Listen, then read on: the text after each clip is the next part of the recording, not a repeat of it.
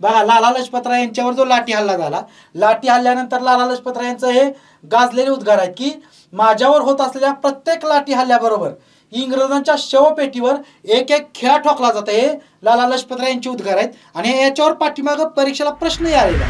8 April 1929 काय तर public safety bill मंजूर करताना भगतसिंग आणि बटुकेश्वर दत्त यांनी काय केलं, दिल्लीच्या कायदेमंडळात, दिल्लीच्या केंद्रीय कायदेमंडळात, केंद्रीय कायदेमंडळ म्हणजेच सेंट्रल असेंब्लीत बॉम्बस्फोट घडवून आणला. जालियनवाला बाग हत्याकांडाचा बदला घेण्यासाठी ही 1919ला घटना घडली जालियनवाला बागची. त्यानंतर जवळजवळ 21 वर्ष वाट बघावी लागली उधम सिंग यांना. पण 21 वर्षानंतर उधम सिंग यांनी काय केलं, जालियनवाला बाग हत्याकांडाचा बदला म्हणून त्यावेळेचा जो पंजाबचा लेफ्टनंट गव्हर्नर होता जनरल ओडवायर याची लंडनमध्ये हत्या केली. ती पण कुठे केली, कॉक्स्टन हॉल या ठिकाणी.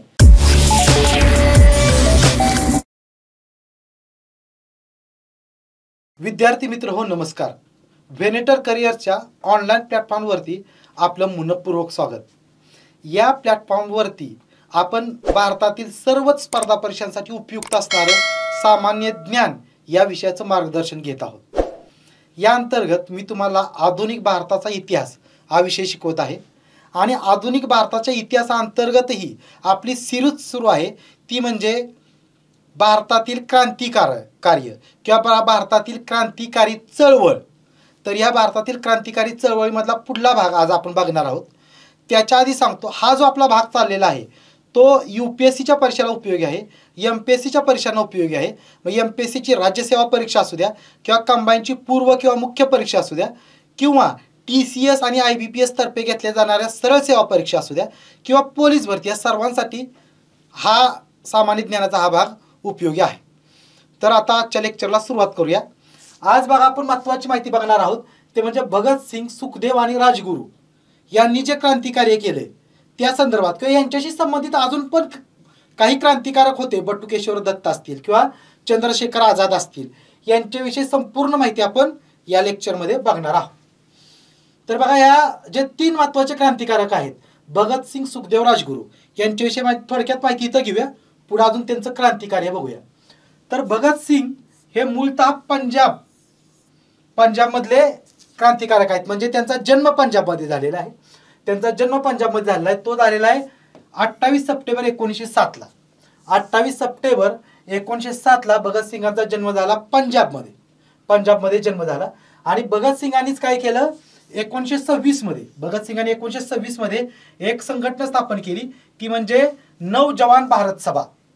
नवजवान भारत सभा ही संघटना कोणी स्थापन केली, भगतसिंग यांनी स्थापन केले 1926 साली.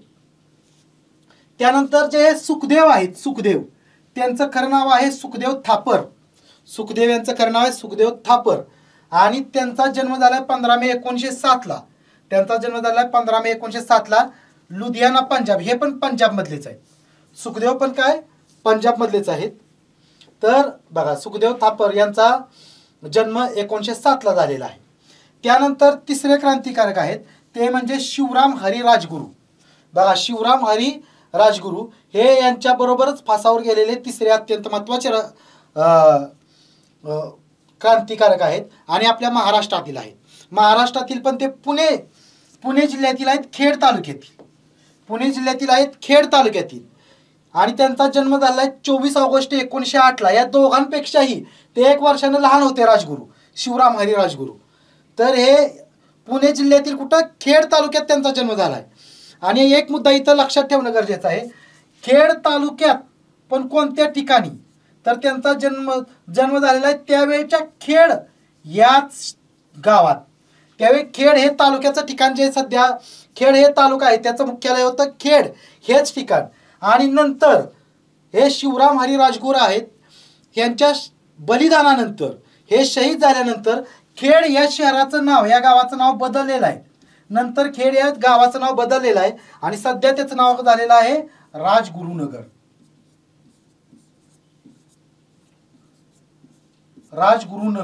राजगुरुनगर हे त्यांचं जे नावात आडनाव आहे राजगुरू, याच्यावरून शिवराम हरी राजगुरू यांना सलामी देण्यासाठी किंवा यांचा एक आदर करण्यासाठी खेड या ठिकाणाचं नाव बदलून काय केलेलं आहे, राजगुरुनगर असं नाव केलेलं आहे. आता बघा, या संघटनेविषयी आपल्याला माहिती बघायची आहे. Hindustan socialist Republican association.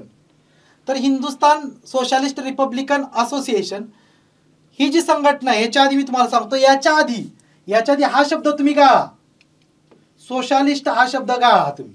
हा शब्द जर गाळला, समजा हा शब्द आपण गाळला, तर राहिलेलं जे नाव आहे हिंदुस्तान रिपब्लिकन असोसिएशन नावाची संस्था सचिंद्रनाथ सान्याल, रामप्रसाद बिस्मिल यांनी 1924 ला स्थापन केली होती. 1924 ला स्थापन केली होती. बघा, हिंदुस्तान रिपब्लिकन असोसिएशन या नावाची संघटना कोणी स्थापन केली होती 1924 ला? तर सचिंद्रनाथ सान्याल, रामप्रसाद बिस्मिल वगैरे, योगेश चटर्जी या लोकांनी स्थापन केली होती. आणि त्या संघटनेचे जे महत्वाचे नेते होते सचिंद्रनाथ सान्याल यांनीच काय केलं की भगतसिंग यांना क्रांतिकार्यात येण्याचं निमंत्रण दिलं. कोणी? सचिंद्रनाथ सान्याल यांनी. आणि भगतसिंग आले. भगतसिंग सुरुवातीला याच्यामध्येच आले, हिंदुस्तान रिपब्लिकन असोसिएशन मध्ये आले. पण भगतसिंग हे कट्टर समाजवादी किंवा साम्यवादी विचारांचे नेते होते, म्हणजे सोशलिस्ट विचारांचे नेते होते. त्यामुळे भगतसिंगांनी जी शिफारस केली त्या शिफारशीनुसार किंवा त्यांच्या आग्रहानुसार काय केलं, हिंदुस्तान रिपब्लिकन असोसिएशन या नावामध्ये सोशलिस्ट हा शब्द टाकण्यात आला. कोणता शब्द टाकण्यात आला? सोशलिस्ट हा शब्द टाकण्यात आला. आणि मग ही नवीन संघटना स्थापन झाली. ही नवीन संघटना स्थापन झाली आहे ती मूळची जी संघटना होती हिंदुस्तान रिपब्लिकन असोसिएशन, त्याचंच हे सुधारित रूप आहे. पण भगतसिंगांच्या मागणीनुसार काय झालं, याच्यात सोशलिस्ट हा शब्द नवीन टाकण्यात आला. आणि या संघटनेची स्थापना झाली 1928 ला. हिंदुस्तान सोशलिस्ट रिपब्लिकन असोसिएशन हिची स्थापना झाली 1928 ला. आणि ही स्थापना झाली आहे कुठं? फिरोजशाह कोटला मैदान, दिल्ली मधलं जे फिरोजशाह कोटला मैदान आहे या ठिकाणी काय या संघटनेची स्थापना झाली, हिंदुस्तान सोशलिस्ट रिपब्लिकन असोसिएशन. या संघटनेला शॉर्ट मध्ये HSRA असं म्हटलं जातं, हे पण लक्षात ठेवणं गरजेचं आहे. हिंदुस्तान सोशलिस्ट रिपब्लिकन असोसिएशन या संघटनेला शॉर्ट मध्ये HSRA असं म्हटलं जातं, हे लक्षात ठेवणं गरजेचं आहे. आणि ही जी संघटना होती याचे अध्यक्ष कोण होते? भगतसिंग होते. हिंदुस्तान सोशलिस्ट रिपब्लिकन असोसिएशन म्हटलं तर त्याचे अध्यक्ष कोण होते? भगतसिंग होते. आणि त्यांच्याबरोबर इतर सहभागी लोक कोण होते? तर सुखदेव थापर, चंद्रशेखर आझाद, कुंदनलाल गुप्ता हे लोक ह्या संस्थेच्या स्थापनेमध्ये सहभागी होते. तर बघा, हिंदुस्तान सोशलिस्ट रिपब्लिकन असोसिएशनचे अध्यक्ष होते भगतसिंग. इतर सहभागी लोक होते सुखदेव थापर, चंद्रशेखर आझाद, कुंदनलाल गुप्ता. त्याचबरोबर ही जी आहे हिंदुस्तान सोशलिस्ट रिपब्लिकन असोसिएशन हिचाच एक विंग किंवा हिचीच एक शाखा होती. त्या शाखेचं नाव आहे हिंदुस्तान सोशलिस्ट रिपब्लिकन आर्मी. इथं काय आहे नावात? आर्मी आहे. हिंदुस्तान सोशलिस्ट रिपब्लिकन आर्मी ही हिंदुस्तान सोशलिस्ट रिपब्लिकन असोसिएशनची शाखा होती. आणि या शाखेकडे काय काम होतं तर शस्त्रास्त्र गोळा करणे, क्रांतिकारी कार्य करण्यासाठी लागणारी शस्त्रास्त्र गोळा करणे, ती व्यवस्थित जतन करणे, योग्य वेळी योग्य लोकांना वापरायला देणे, हे काम कोणाचं होतं? हिंदुस्तान सोशलिस्ट रिपब्लिकन आर्मीचं होतं. आणि त्याचे अध्यक्ष मात्र कोण होते? चंद्रशेखर आझाद.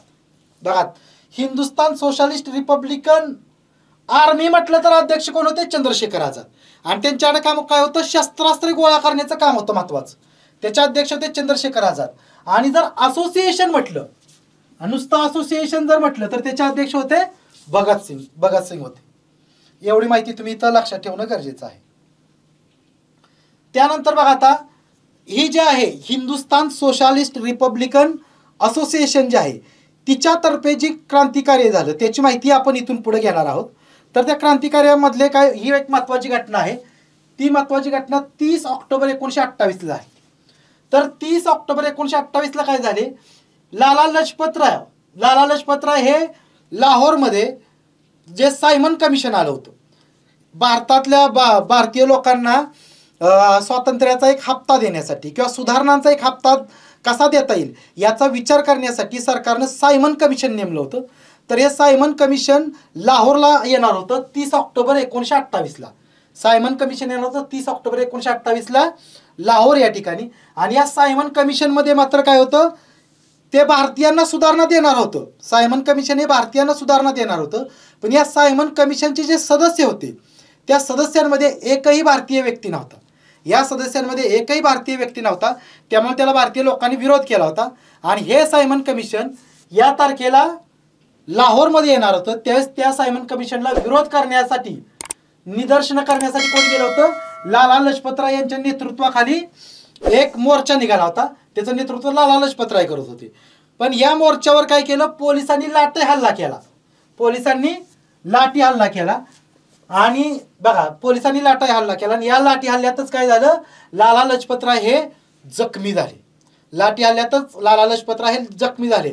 त्यांच्यापासून थोड्या अंतरावर भगतसिंग वगैरे होते, ते बघत होते लांबून, पण त्यांना काय करता आलं नाही, कारण प्रचंड गर्दी होती. गर्दीतून त्यांना पुढे जाता आलं नाही.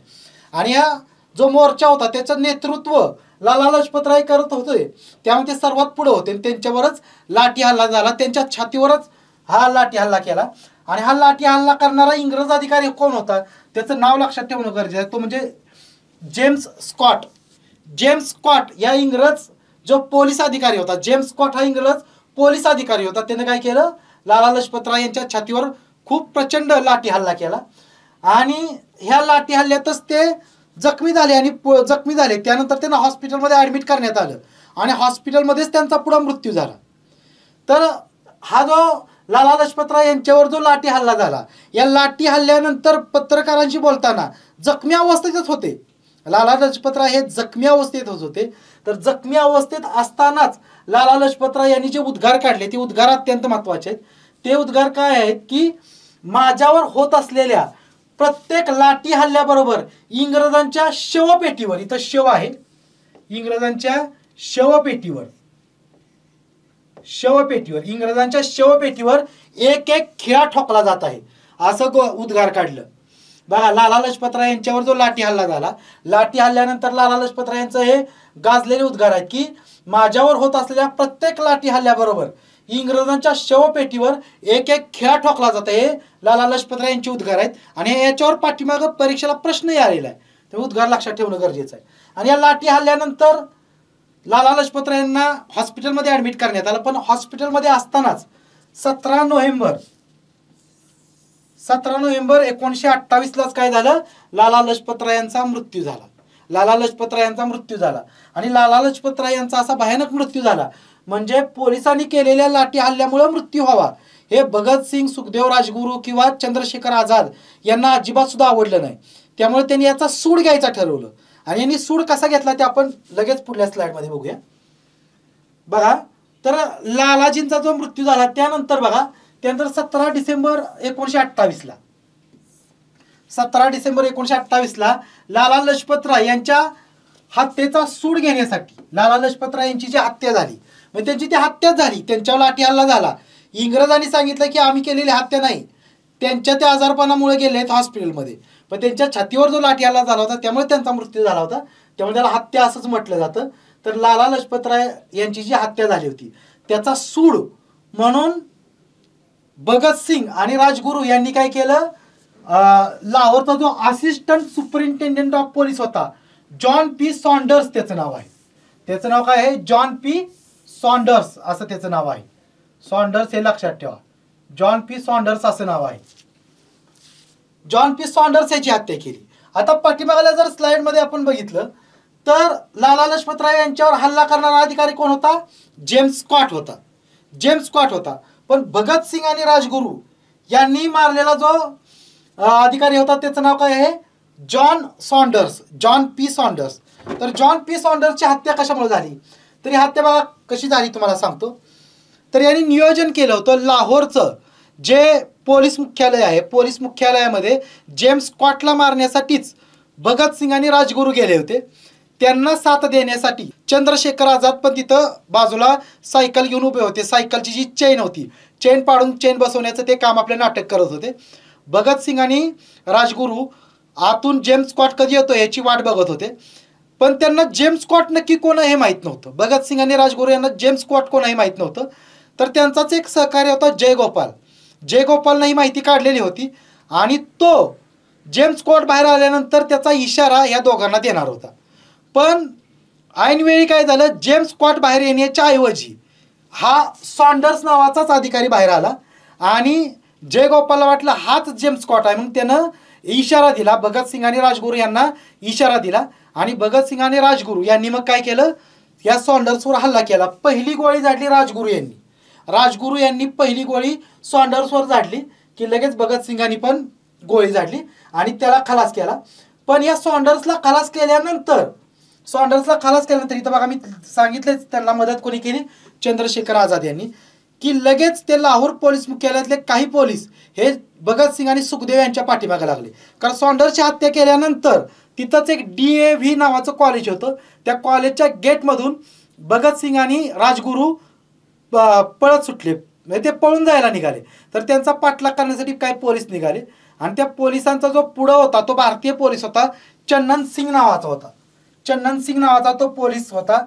त्याला चंद्रशेखर आझाद यांनी अडवलं, कारण तो हातात पिस्तूल घेऊन भगतसिंग आणि राजगुरू यांना मारायला निघाला होता आणि चन्नन सिंग याला अडवून त्याला चंद्रशेखर आझाद यांनी त्याची हत्या केली. तर अशा पद्धतीनं लाहोरला ही घटना घडलेली आहे. लाहोरला सॉन्डरची हत्या कुठे झाली, लाहोरला झाली. त्यामुळे याला लाहोर खटला म्हणून ओळखला जातो. या संदर्भातला पुढं खटला झाला, त्या खटल्याला काय ओळखलं तर लाहोर खून खटला म्हणून ओळखलं जातं. आणि या खटल्यातच भगतसिंग आणि राजगुरू यांना फाशी याच खटल्यामध्ये झालेली आहे, हे लक्षात ठेवणं गरजेचं आहे. तर इथे यांना मदत कोणी केली, चंद्रशेखर आझाद यांनी. आणि इथे हे दोघं होते, राजगुरू आणि भगतसिंग, हे महत्वाचं आहे. आणि हत्येचा कट कोणत्या संघटनेने रचला तर HSRA म्हणजे हिंदुस्तान सोशालिस्ट रिपब्लिकन असोसिएशन यांनी. त्यानंतर हिंदुस्तान सोशालिस्ट रिपब्लिकन आर्मीनेच अजून पुढे काय काय कामं केली ते आपण बघूया. तर 1929 मध्ये बघा, 1929 मध्ये ब्रिटिश सरकारनं 2 कायदे करण्याचं नियोजन केलं. बिल म्हणजे हे विधेयक आहे. बिल म्हणजेच काय, याचा अर्थ होतो विधेयक. विधेयक म्हणजे काय तर कायद्याचं कच्चं प्रारूप म्हणजे बिल. कायद्याचं कच्चं, कायदा बनण्याच्या आधी जर कच्च्या स्वरूपात कायदा केलेला असतो त्याला आपण बिल किंवा विधेयक म्हणतो.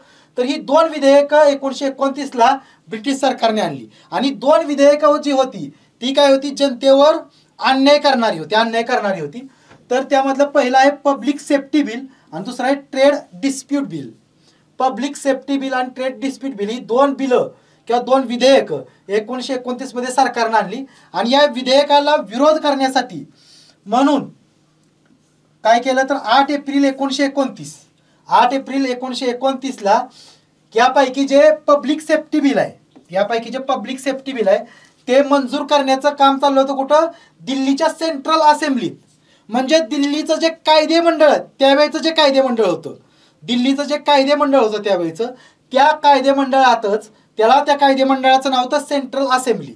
दिल्लीचं जे कायदेमंडळ होतं त्याचं नाव काय होतं, सेंट्रल असेंब्ली. तर या सेंट्रल असेंब्लीत पब्लिक सेफ्टी बिल पास करण्यासाठी ठराव मांडण्याचं काम सुरू होतं. तर त्यावेळेसच त्या सेंट्रल असेंब्लीत भगतसिंग आणि बटुकेश्वर दत्त हे आधीच जाऊन बसलेले होते. त्याचं जे प्रेक्षागृह असतं त्या प्रेक्षागृहामध्ये भगतसिंग आणि बटुकेश्वर दत्त आहेत बरं. काही बटुकेश्वर दत्त लक्षात ठेवा, भगतसिंगांच्या बरोबर हे दोघे जण तिथं आधीच जाऊन बसलेले होते.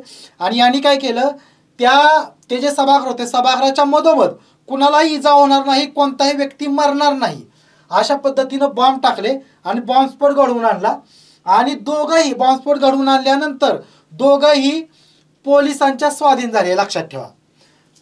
8 एप्रिल 1929 ला काय तर पब्लिक सेफ्टी बिल मंजूर करताना भगतसिंग आणि बटुकेश्वर दत्त यांनी काय केलं, दिल्लीच्या केंद्रीय कायदेमंडळ म्हणजेच सेंट्रल असेंब्लीत बॉम्बस्फोट घडवून आणला. आणि बॉम्बस्फोट घडवून आणल्यानंतर असं झालं की ते दिल्लीचं जे कायदेमंडळ आहे त्याच्यामध्ये खूप गदारोळ माजला, लोक इकडे तिकडे पळायला लागली. त्याचबरोबर त्या बॉम्बस्फोटामुळं त्या असेंब्लीमध्ये खूप मोठ्या प्रमाणात धूर झाला. आणि त्या धुराचा आसरा घेऊन भगतसिंग आणि बटुकेश्वर दत्त यांना पळून सुद्धा जाता येत होतं. पण भगतसिंग आणि बटुकेश्वर दत्त हे तिथून पळून गेले नाहीत, तिथंच थांबले आणि इंग्रजांना स्वाधीन झाले.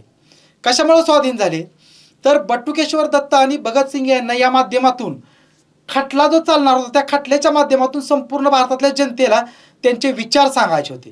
त्यांचे जे काही विचार आहेत हा बॉम्बस्फोट घडवण्यामागं किंवा इंग्रजांची नीती कशी अन्यायकारक आहे हे संपूर्ण जगाला सांगण्यासाठी त्यांना एक स्पेस पाहिजे होती. त्यामुळे त्यांनी ते इंग्रजांच्या स्वाधीन झाले. तर अशा पद्धतीनं हा खटला घडवून आणला आणि हे दोघंही इंग्रज पोलिसांना स्वाधीन झाले. पण नंतर बघा पुढं काय झालं, हे इंग्रजांना स्वाधीन झाले. भगतसिंग आणि बटुकेश्वर दत्त इंग्रजांना स्वाधीन झाले आणि इंग्रजांना स्वाधीन झाल्यानंतर त्यांना पोलिसांच्या हातात स्वाधीन झाल्यानंतर त्यांच्या विरुद्ध हा जो बॉम्बस्फोट घडवला त्याच्याबद्दल त्यांच्या विरुद्ध खटला चालवण्यात आला. पण हा खटला चालवत असतानाच मध्येच काय झालं, तर जो लाहोर कट खटला होता, लाहोरमध्ये जी सॉन्डर्सची हत्या केलेली होती, त्या सॉन्डर्स हत्येचं प्रकरण पुन्हा इंग्रजांनी उघडलं आणि त्याच्यात भगतसिंग राजगुरू यांना दोषी पकडून त्यांच्या विरुद्ध खटला चालवला. आणि त्यांच्या विरुद्ध खटला चालवून काय केलं, त्यांना फाशीची शिक्षा सुनावली. भगतसिंग आणि राजगुरू यांना फाशीची शिक्षा कुठल्या खटल्यात सुनावली, तर जे सॉन्डर्सची हत्या झाली होती लाहोर खटला, त्यात त्यांना फाशीची शिक्षा सुनावली.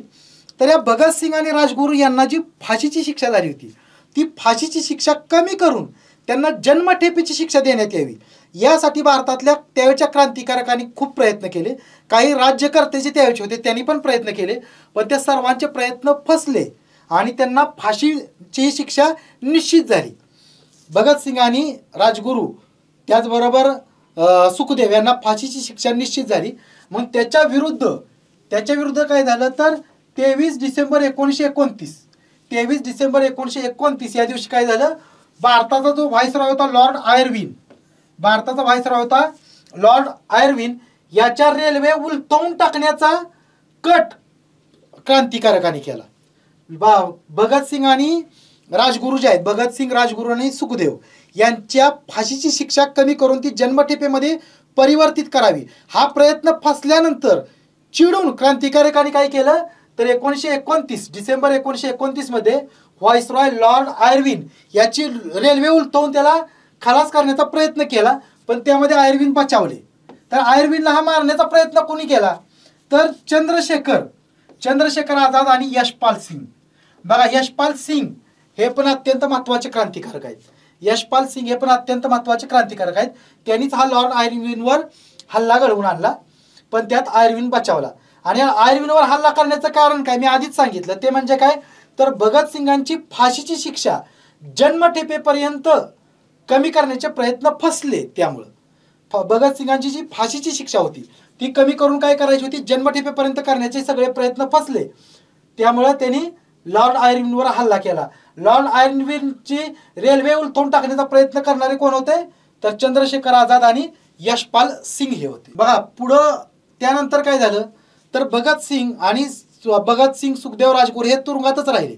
त्यांना नंतर फाशीची शिक्षा निश्चित झाली, पण त्यांना भगतसिंग सुखदेव आणि राजगुरू यांना फाशी होण्याच्या आधीच काय झालं, तर चंद्रशेखर आझाद यांची माहिती कुणाला मिळाली, इंग्रजांना मिळाली.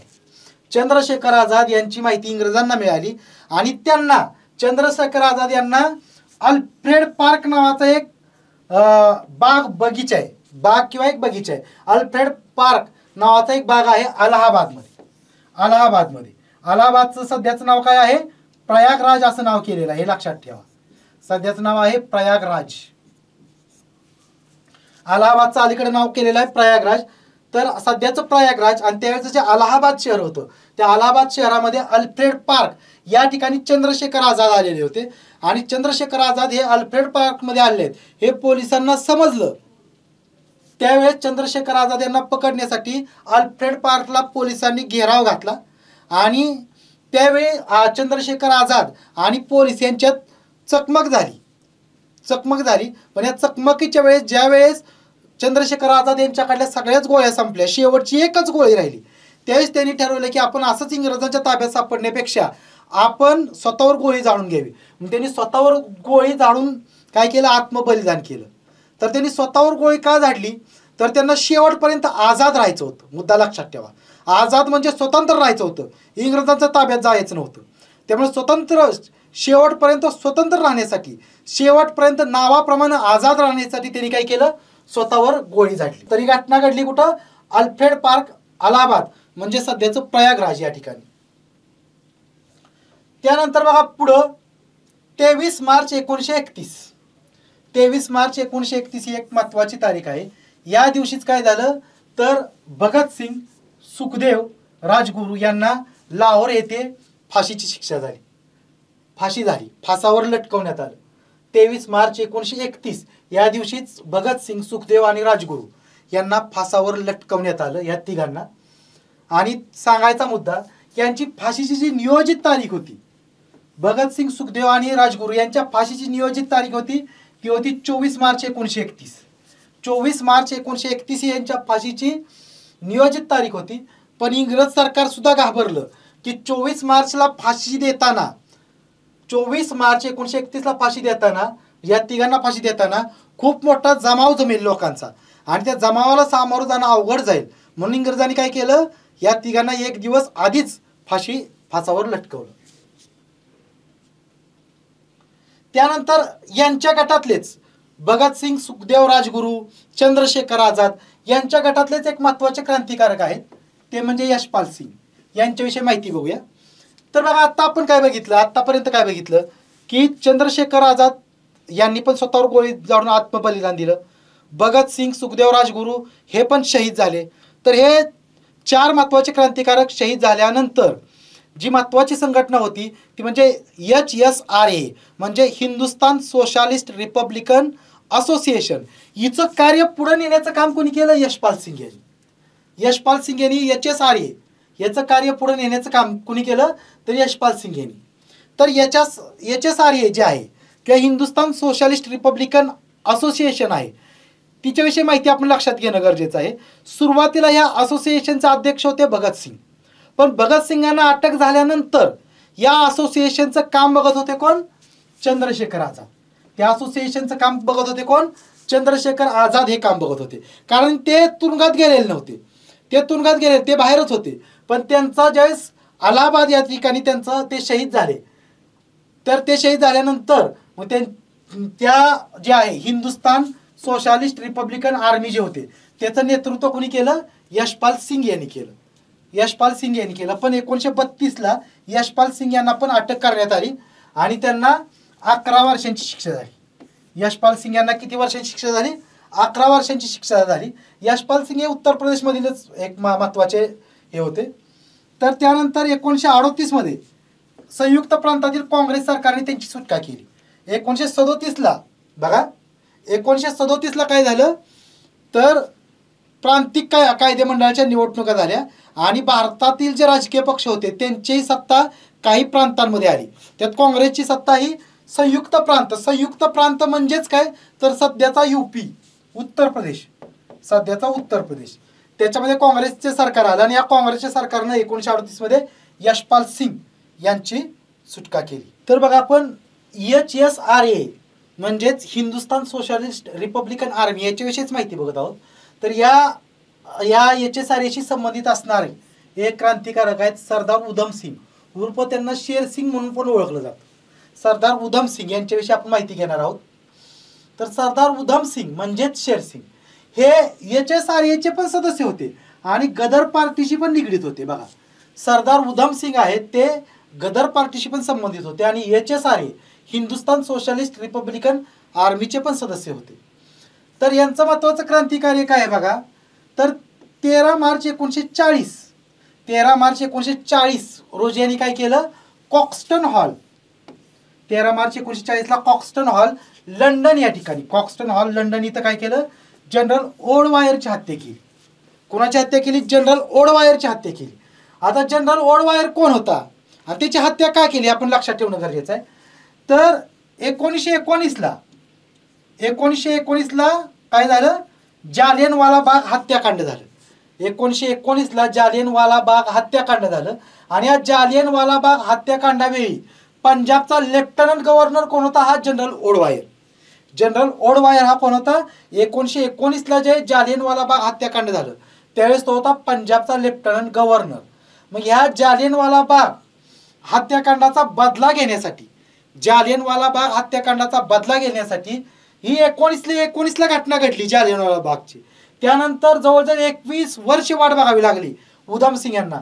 पण 21 वर्षानंतर उधम सिंग यांनी काय केलं? जालियनवाला बाग हत्याकांडाचा बदला म्हणून त्यावेळेचा जो पंजाबचा लेफ्टनंट गव्हर्नर होता जनरल ओडवायर याची लंडनमध्ये हत्या केली. ती पण कुठे केली? कॉक्स्टन हॉल या ठिकाणी. हे तर लक्षात ठेवायचं आहे. तर याचं कारण काय होतं? जनरल ओडवायरची हत्या करण्याचं काय कारण होतं? तर जालियनवाला बाग हत्याकांडाचा बदला घेणे. बघा, हे सरदार उधम सिंग आहेत त्यांचंच मी दुसरं नाव काय सांगितलं, शेरसिंग. पण या उधम सिंग यांनी ज्यावेळेस या जनरल ओडवायरची हत्या केली त्यावेळेस ते पोलिसांच्या ताब्यात सापडले. पोलिसांनी त्यांना पकडलं. पोलिसांनी पकडल्यानंतर त्यांच्यावर खटला चालला आणि कस्टडीत असताना त्यांनी नाव काय सांगितलं तर त्यांनी स्वतःचं नाव उधम सिंग सांगितलं नाही, त्यांनी स्वतःचं नाव शेरसिंग सांगितलं नाही, त्यांनी स्वतःचं नाव सांगितलं काय बघा, राम मोहम्मद सिंग. राम मोहम्मद सिंग आझाद हे त्यांनी नाव सांगितलं. नाव काय सांगितलं, राम मोहम्मद सिंग आझाद. हे नाव खूप महत्वाचं नाव आहे. हे नाव का महत्वाचं आहे तर राम मोहम्मद सिंग आझाद. आझाद म्हणजे स्वतंत्र. आझाद या शब्दाचा काय अर्थ आहे, आझाद म्हणजे स्वतंत्र. आझाद म्हणजे स्वतंत्र. आणि राम मोहम्मद सिंग याचा अर्थ लक्षात घ्या. राम हे हिंदू धर्मातल्या एका देवाचं नाव आहे, मोहम्मद हे इस्लाम धर्मातल्या देवाचं नाव आहे, त्यानंतर सिंग हे शीख धर्माशी निगडीत नाव आहे, शीख धर्माशी संबंधित नाव आहे. तर 3 धर्माशी निगडीत नावं त्यांनी स्वतःला लावली. भारतात महत्त्वाचे त्यावेळेस 3च मोठे धर्म होते, ते म्हणजे हिंदू, मुस्लिम आणि शीख. या तिन्ही धर्मांचं एकत्रीकरण, या तिन्ही धर्मातल्या लोकांना स्वातंत्र्य मिळावं म्हणून त्यांनी काय केलं, स्वतःचं नाव सांगितलं राम मोहम्मद सिंग. या तिन्ही धर्मांचं प्रतीक म्हणून हे त्यांनी नाव सांगितलं. आणि आझाद हे शेवटी, आझाद याचा अर्थ स्वतंत्र, असं त्यांनी नाव सांगितलं. कोणी, सरदार उधम सिंग यांनी. तर अशा पद्धतीने मित्रांनो आपण HSRA म्हणजेच हिंदुस्तान सोशलिस्ट रिपब्लिकन असोसिएशनच्या क्रांतिकारकांनी केलेलं कार्य आपण सगळं बघितलेलं आहे. तर हा जर व्हिडिओ तुम्हाला आवडला असेल तर या व्हिडिओला लाईक करा, हा व्हिडिओ शेअर करा, तुमच्या मित्रांना शेअर करा आणि आपल्या चॅनलला सबस्क्राईब करा. यानंतर पण आपल्या काय क्रांतिकार्याविषयी अजून काही व्हिडिओ येणार आहेत, ते पण तुम्ही बघून घ्या. धन्यवाद.